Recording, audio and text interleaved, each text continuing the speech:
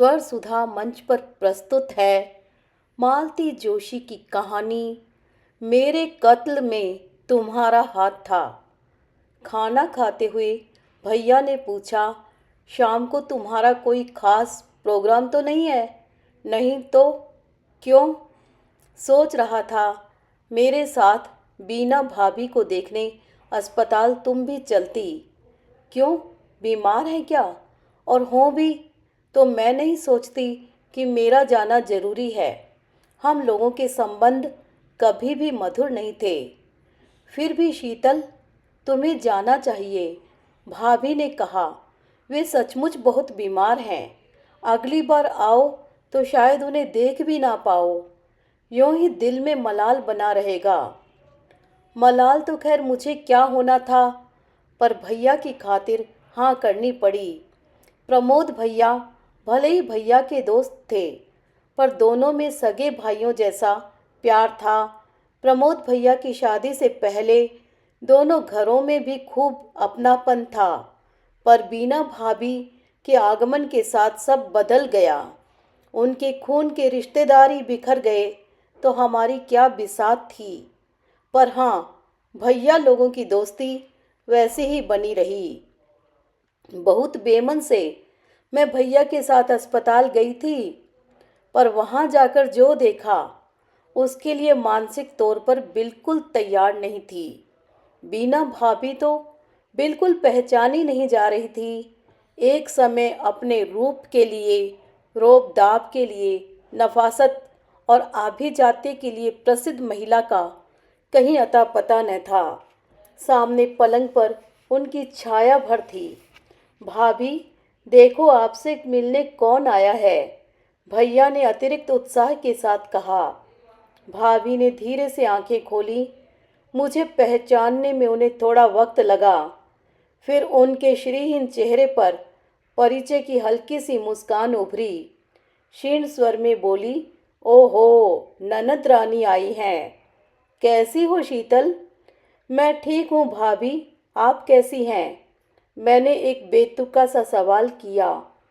देख तो रही हो, उन्होंने फीकी हंसी के साथ कहा और फिर आवाज़ दी, मोहित, इधर आओ बेटे। खिड़की के पास गुमसुम सा बैठा युवक पास आया। बुआ को प्रणाम करो बेटे, ये शीतल बुआ हैं, जया बुआ की सहेली हैं। उसने चुपचाप मुझे और भैया को प्रणाम किया। ये बड़ा वाला है? नहीं, रोहित तो कॉलेज गया है। उसकी एमबीए की क्लासेस शाम को लगती हैं।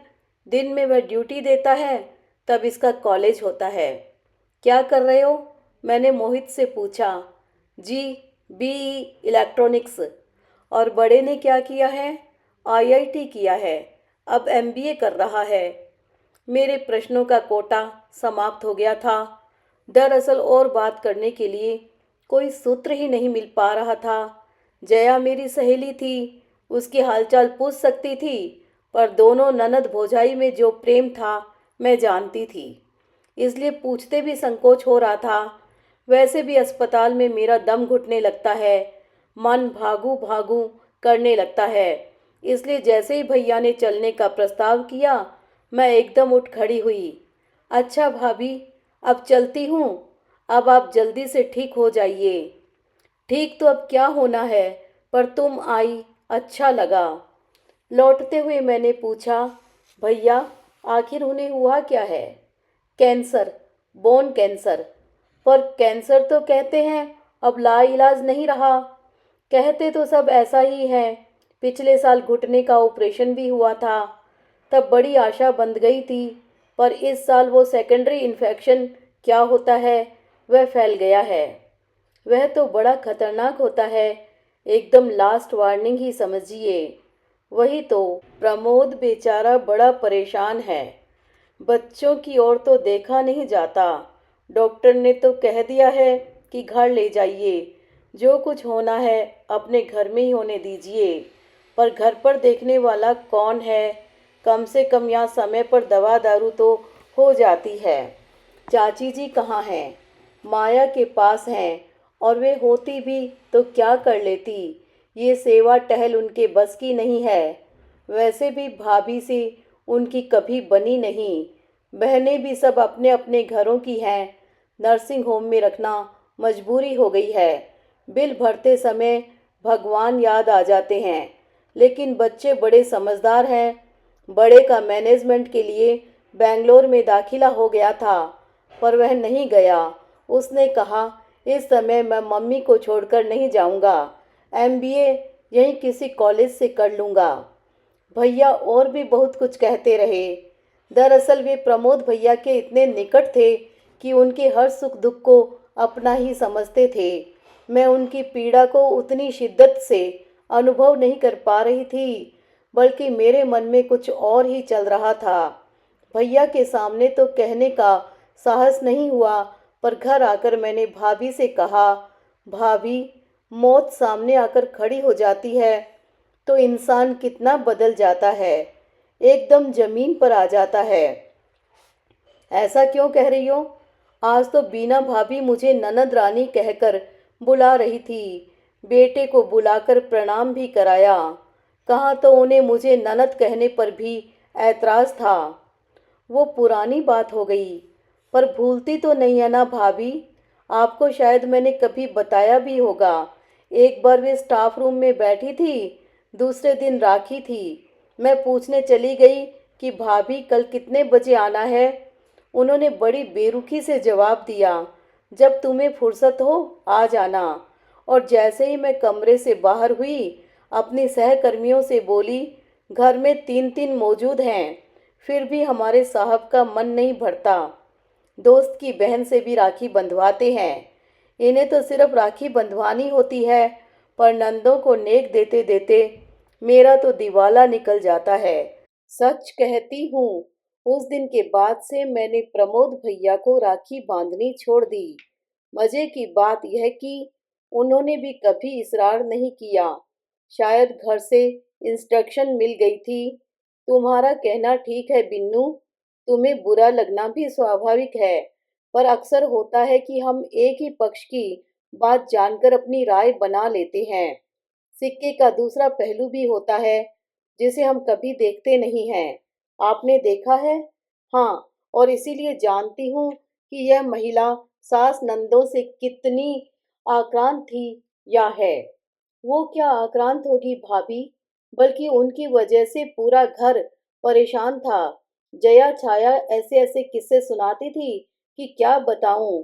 जब आप शादी होकर आई थी ना, तो कुछ दिन तक मैं आपसे भी खौफ खाती थी, पर थैंक गॉड आप उन जैसी नहीं थी। मैं वही तो कह रही हूँ, तुमने वही सुना है जो तुम्हें जया छाया ने बताया है। भाभी की व्यथा से तुम्हारा परिचय कब हुआ? आपका हुआ है? पहले तो नहीं हुआ था। तब मैं भी तुम्ही लोगों की जमात में थी। उन्हें देखने से पहले मैंने उनके चर्चे सुन रखे थे, इसलिए मन में एक धारणा बन गई थी। उन्हें देखकर वह बदली नहीं, बल्कि और दृढ़ हो गई। वे बहुत दूर की चीज लगती रही, सबसे अलग, सबसे कटी हुई। वैसी ही थी वो। हाँ, पर इस बीमारी में जब वे बिल्कुल अकेली पड़ गई थी, तब कई बार उनके पास बैठने का मौका मिला। धीरे धीरे उनके मन की गांठें खुलती गई। तब पता चला कि उनके मन में कितनी पीड़ा है, व्यथा है, शिकायतें हैं। उन्हें समझने का किसी ने कभी प्रयास ही नहीं किया। प्रमोद भाई साहब ने भी नहीं। इसीलिए सबसे ज्यादा शिकायत तो उन्हें पति से ही है। और शीतल, पति अगर साथ दे तो औरत दुनिया की बड़ी से बड़ी लड़ाई लड़ सकती है। लेकिन भाई साहब ने उनका साथ नहीं दिया, बल्कि उपेक्षा ही की। औरत सारी दुनिया की उपेक्षा सह सकती है, पर पति की उपेक्षा बहुत भारी पड़ती है। पति की सहानुभूति हो तो बड़े से बड़ा दुख भी छोटा लगता है। लेकिन अगर यह पता लग जाए कि अपनी लड़ाई अकेले ही लड़नी है, तो औरत का आक्रामक हो जाना स्वाभाविक है। ठीक कह रही हूं ना मैं? शायद। रात भाभी के पास लेटे लेटे फिर वही चर्चा चल पड़ी। मैंने कहा, भाभी, आप जो शाम को कह रही थी कि बीना भाभी नंदों से आक्रांत थी और इसीलिए मुझसे भी कभी ठीक से पेश नहीं आई, तो बताओ, नंदों ने ऐसा क्या सितम कर दिया? वे तो बेचारी हमेशा बिसूरती रहती थी कि हमारे पिताजी हमें दूसरों की दया पर छोड़कर चले गए। इमोशनल ब्लैकमेलिंग इसी को तो कहते हैं। इसी के चलते प्रमोद भाई साहब की शादी नहीं हो पा रही थी। माया दीदी की तो हो गई थी, पर उनकी अम्मा जी चाहती थी कि दोनों छोटी भी निबट जाएं, तब इसकी शादी हो। तो क्या बुढ़ापे में शादी करने का इरादा था? यही तो। वे सारे रिश्ते दरवाजे से ही लौटा देती थी और भाई साहब बेचारे कुछ कह नहीं पाते थे। यह रिश्ता उनके ताऊजी की मार्फत आया था। उन्होंने चाची जी को खूब फटकार लगाई। बोले, क्या पैसों का रोना लेकर बैठी हो? नौकरी वाली बहू आ रही है, अब ऐश करना। दोनों मिलकर तुम्हारा घर भर देंगे। खैर, मजबूरी में शादी तो करनी पड़ी, पर उनके मन में शुरू से यह बात बैठ गई कि यह हमारा हक छीनने आई है। माँ बेटियां जैसे एक मोर्चा खोलकर बैठ गई। बीना भाभी को पहला झटका तब लगा जब वे लोग हनीमून से लौटे थे। जाते समय भाई साहब अलमारी की चाबियां अपनी अम्मा को सौंप कर गए थे।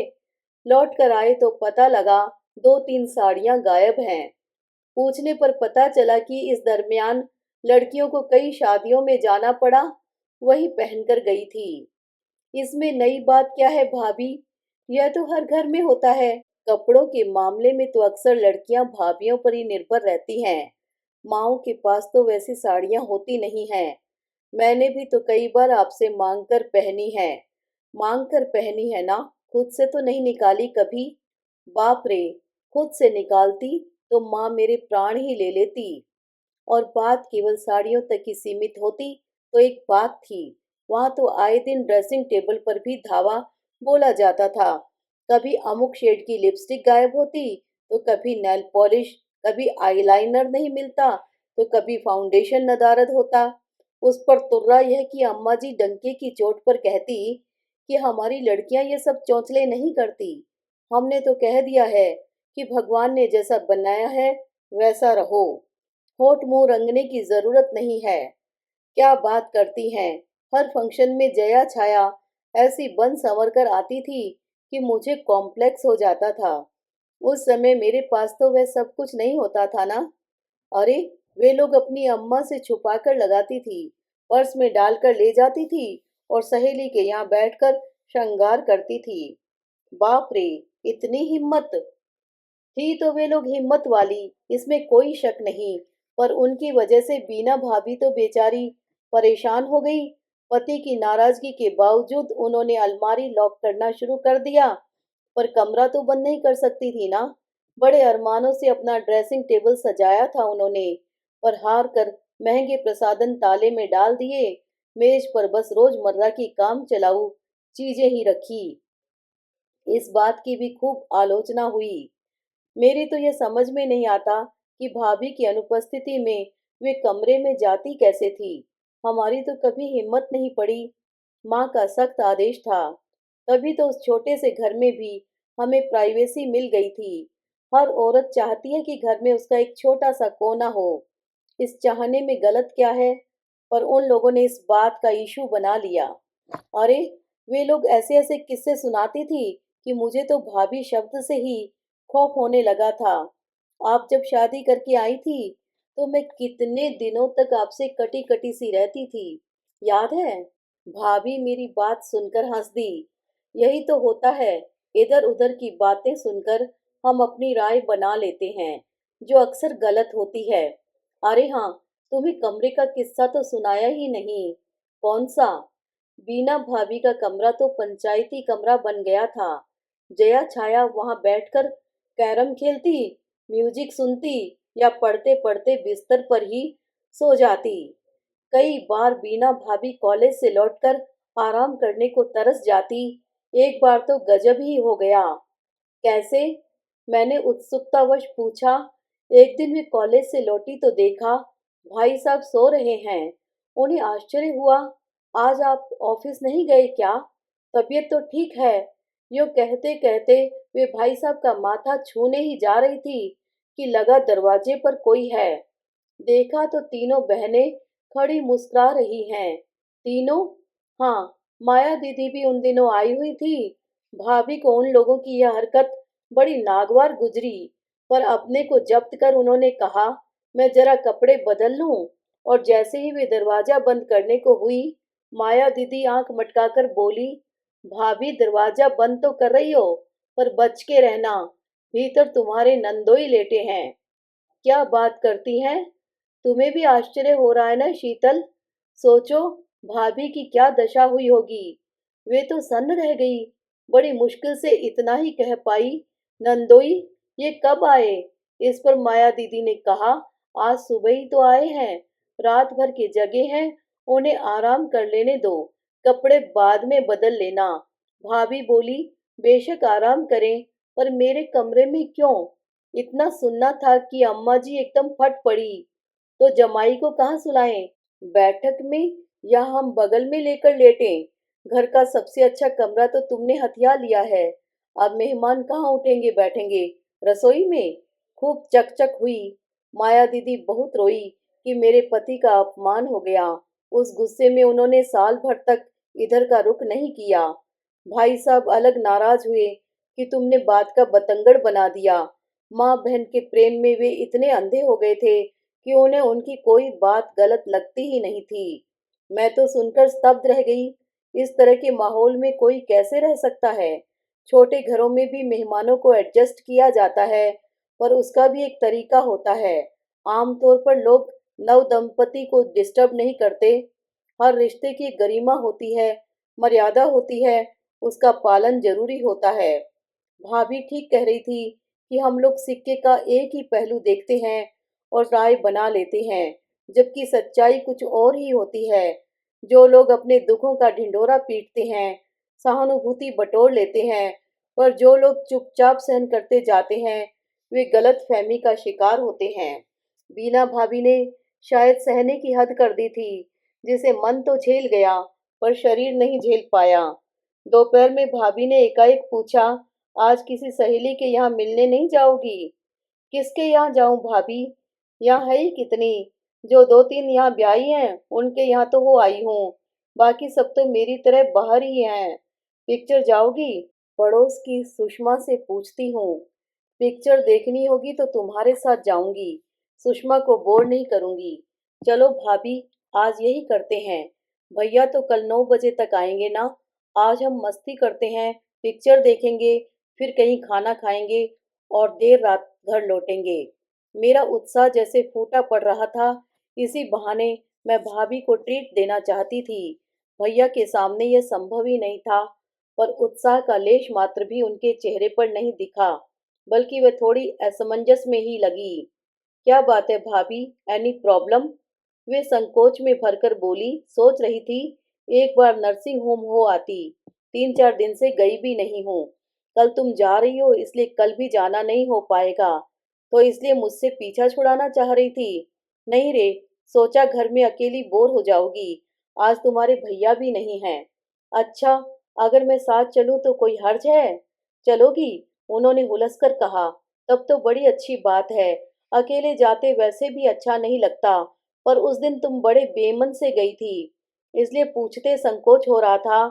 उस दिन प्रमोद भैया से भी मुलाकात हो गई। बड़े थके थके से लगे, पर मुझे देखकर बहुत खुश हुए।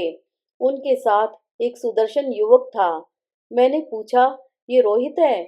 नहीं, यह माया का बेटा है, सुनील। प्रणाम करो बेटे, ये तुम्हारी शीतल मौसी हैं। ये माया का बेटा है।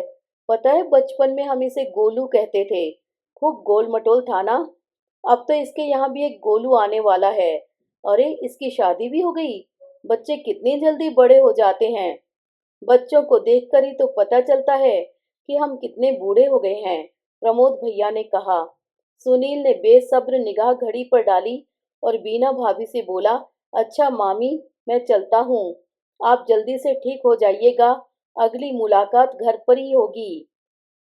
अच्छा बेटे, उन्होंने क्षीण मुस्कान के साथ कहा। अपने मम्मी पापा से नमस्ते कहना, नानी जी से मेरा प्रणाम कहना और बहू को मेरा प्यार देना। जी। और हम सबको प्रणाम कर वह बाहर निकल गया। प्रमोद भैया बोले, अभी तो तुम लोग हो ना यहाँ, मैं इसे छोड़कर अभी आता हूँ। उनके जाते ही भाभी ने पूछा, नानी जी क्या अभी वहीं जमी हुई हैं?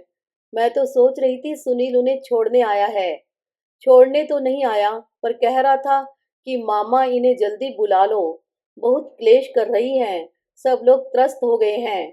मतलब मतलब वही पुरानी आदत, कहीं सास बहू में लगाई बुझाई करती हैं, कभी माया को पति के खिलाफ भड़काती हैं, तो कभी बाप बेटे में अनबन करा देती हैं। छी, चाची जी को कम से कम बेटी के यहाँ तो संयम बरतना चाहिए। कहा ना छोटी, आदत से लाचार हैं वे। हम दोनों में तो लड़ाई कराती ही रहती थी, पर उन्होंने मेरे बच्चों को भी नहीं बख्शा। वो तो मैं सतर्क थी और बच्चे समझदार थे, नहीं तो एक दूसरे के जाने दुश्मन बन जाते। बोलते बोलते वे हाँफ गई थी, थोड़ी सांस भरकर बोली, इतने दिन तक तो माया हमें उपदेश पिलाती थी, पर अब जब खुद पर पड़ी है तो उसे समझ में आ रहा है। वैसे भी उन्हें यहाँ आ जाना चाहिए, मैंने कहा। घर पर देखने वाला कोई नहीं है, बच्चे बेचारे अपनी पढ़ाई करेंगे कि घर देखेंगे। अरे वो नहीं है, यही अच्छा है, कम से कम लोग चैन से जी तो रहे हैं। आकर कौन सा तीर मार लेंगी, काम धाम तो उनसे कुछ होता है नहीं, जबान जरूर कैंची की तरह चलती रहती है। मेरा कलेजा तो पहले ही छलनी कर चुकी है, अब और सहने की ताकत नहीं है। वे थोड़ी देर चुप रही, फिर भीगी सी आवाज में बोली, आजकल उन्होंने नया ही राग अलापना शुरू किया है। कहती हैं, मुझे और मेरी बेटियों को जो दुख दिया है ना, वही सामने आ रहा है। कहते कहते उनकी आवाज भर्रा गई और आंखें छल छला आई। मैं और भाभी दोनों स्तब्ध रह गए। छी, ऐसे भी कोई बोलता है, हारी बीमारी किसे नहीं होती। भाभी निशब्द सांत्वना में उनके सिर पर स्नेह से हाथ फेरने लगी।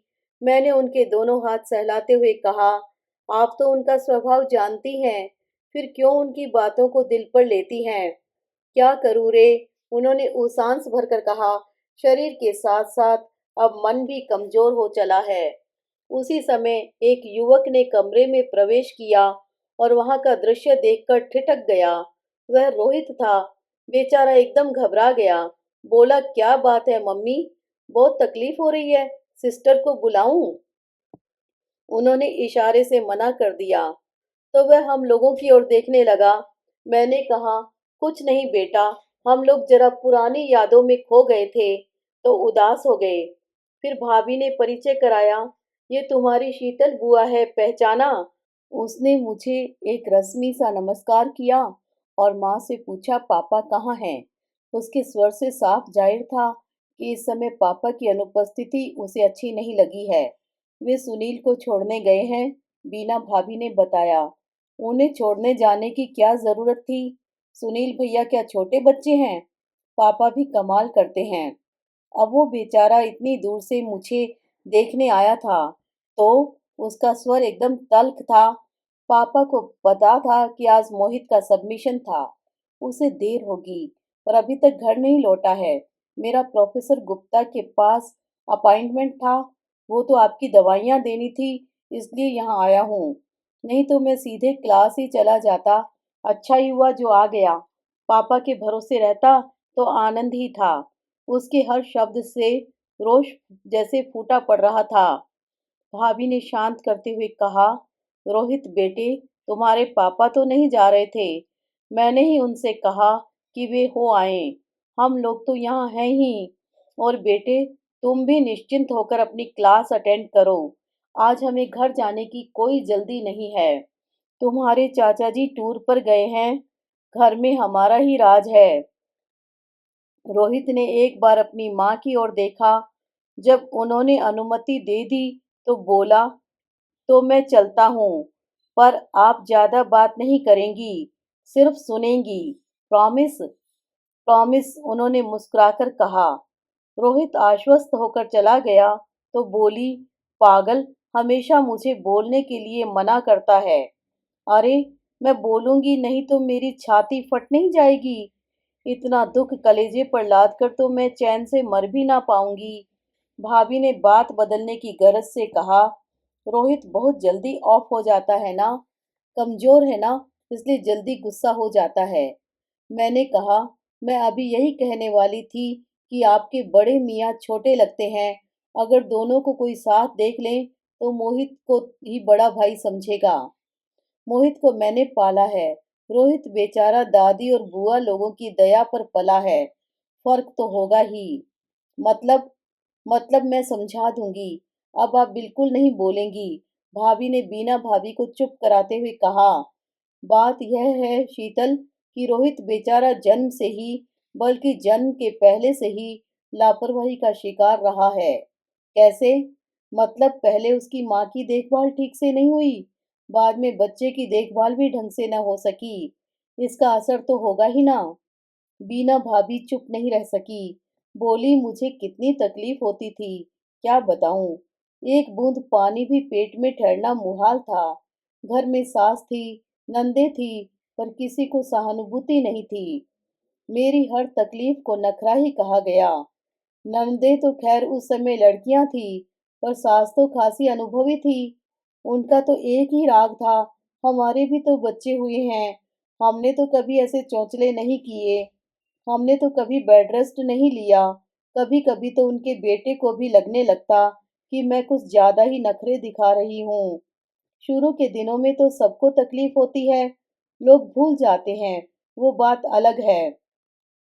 अरे, मुझसे किचन में खड़ा नहीं हुआ जाता था। जरा सी महक से उबकाई आती थी। पर शाम की रसोई मेरे जिम्मे थी, तो मुझे ही बनानी थी। बड़ी मुश्किल से मैंने इन्हें मिश्रानी के लिए राजी किया था। गनीमत थी कि मिश्रानी टिक गई, नहीं तो आया लोगों जैसा हाल होता।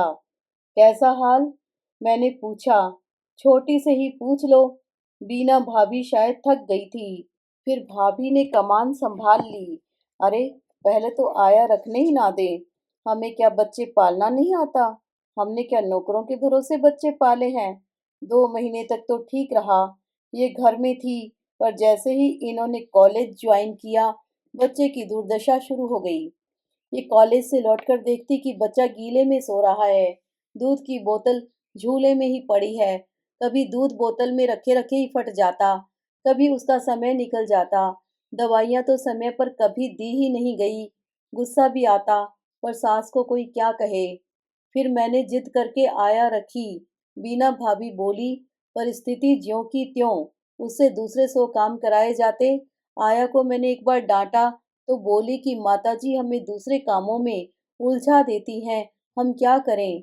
आप कहो तो मना कर दें। और उसने सचमुच एक दिन मना कर दिया। बाप रे, क्या तो हंगामा हुआ। मेरी भी पेशी हुई। आखिर उसे निकालना ही पड़ा। फिर फिर तो एक सिलसिला ही शुरू हो गया। हर 2 महीने में नई आया। कभी उसकी बदतमीजी की शिकायत होती, कभी उस पर चोरी का आरोप लगाया जाता। घर की बड़ी थी अम्मा जी, सो उनकी बात पर भरोसा ना भी हो तो मान तो रखना ही पड़ता था। 5 सालों में मेरे यहाँ 25 आया काम कर चुकी हैं। क्या बात करती हैं? फिर बच्चा उन लोगों से हिलमिल कैसे पाता होगा? हिलता मिलता कहाँ से? वह तो रोज नए चेहरे देखकर बिदकता था। दिन भर दादी या बुआ की गोद में चढ़ा रहता। उन्हें कहने को हो जाता कि तनख्वाह तो आया लेती है और टांगना हमें पड़ता है। चिड़चिड़ा और रोतला हो गया था रोहित। उसे चुप कराने के लिए हाथ में कुछ भी पकड़ा दिया जाता, जिससे उसका पेट खराब हो जाता। जुकाम तो कभी ठीक होता ही न था। ऐसे में आपका नौकरी करना तो बहुत मुश्किल रहा होगा। अरे, मैं तो बार बार कहती थी कि मुझे नौकरी छोड़ने दो, नहीं तो मेरा बच्चा मर जाएगा। पर ये हर बार हाथ जोड़ लेते, कहते कि मेरी बहनों की शादी हो जाने दो, फिर चाहे दूसरे दिन घर बैठ जाना। और आपने वही किया। बिल्कुल। 6-6 महीने के अंतराल से जया छाया की शादियां हुई थी। मैंने जया की शादी के तुरंत बाद इस्तीफा दे दिया। जया की शादी में मैं तो आई भी थी, मैंने कहा। फिर कुछ दिन माँ के पास रही भी थी। जब आपके इस्तीफे की चर्चा चली, तो चाची जी ने माँ से पता है क्या कहा था? इतने दिन तक घर में 2-2 नौकरानियां थी, इसलिए गाड़ी चल रही थी। अब किसके भरोसे नौकरी करेगी? हाँ, उन्होंने तो यही प्रचारित किया था। लेकिन ये बहुत नाराज हुए। बोले, तुमसे इतना भी सब्र नहीं हुआ। देख तो रही हो, गले तक कर्ज में डूबा हुआ हूँ। पर मैंने परवाह नहीं की। कह दिया कि तुमने अपनी बहनें ब्याह ली, अब मुझे अपने बच्चे पालने दो। उस समय मोहित की भी आहट मिल चुकी थी। बस तय कर लिया था कि जब तक छोटा 10 साल का नहीं हो जाता, मैं घर नहीं छोड़ूंगी। भाभी बोली, शीतल, इन 10 सालों में इन्होंने क्या मेहनत की है। तुम देखती तो आश्चर्य करती। सुबह से शाम तक ट्यूशन करती थी, रात रात भर जागकर गाइड बुक्स लिखती थी, नौकरी से ज्यादा मेहनत कर रही थी। क्या करती छोटी, खर्च तो किसी तरह पूरा करना ही था ना।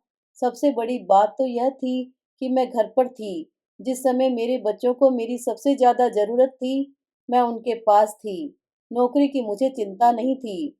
जानती थी कि जब करना चाहूंगी मुझे मिल ही जाएगी। गली गली में कॉलेज खुल गए हैं। चलिए, आपका श्रम सार्थक हो गया। बच्चे आपके लायक निकल गए। हाँ, लेकिन शरीर तो जवाब दे गया ना। कमरे के बाहर कदमों की आहट सुनकर हम लोग चुप हो गए। प्रमोद भैया लौट आए थे। उन्हें देखते ही हम लोग उठ खड़े हुए। अब अपना चार्ज संभालिए, हम लोग चलते हैं। कल जा रही हो? उन्होंने पूछा। हाँ, इसीलिए तो मिलने चली आई। अच्छा किया।